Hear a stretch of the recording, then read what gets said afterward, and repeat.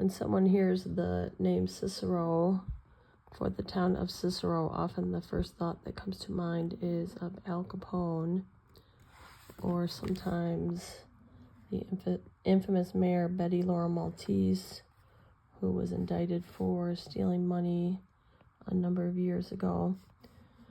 But I always think of the school that I worked at for 13 years, Cicero West,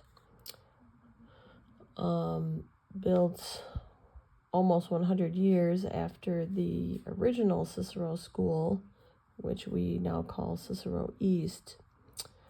But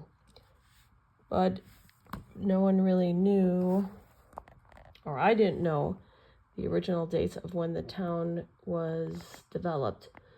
I thought I knew a lot about Cicero, but during this project I really learned tons and tons of information, including the original dimensions of Cicero, its history, the various cultures of people who have lived in the town, and mainly the reasons why the schools are named what they're named, and that most of the names originated from the very early 1800s of people who helped to build the town and, to be honest, invested the most amount of money into the town.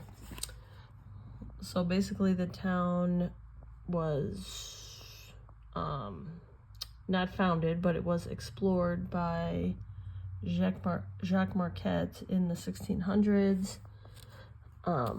There were many native people who lived in the town, and it was pretty much a waterway that had to be built up with wooden planks. So as the children walked to and from school, the streets would be filled with water because it was basically a giant wetland. And then their feet would get really dirty and muddy because of all the mud that was in the middle of the dirt roads. There was also apparently a huge lake called Mud Lake in the town. This paragraph here talks about the Drexel and Boulevard Manor sections of Cicero, which there's a school that's around 39th and Central area, which is named Drexel, and it's one of the oldest schools in the whole district. So in the beginning,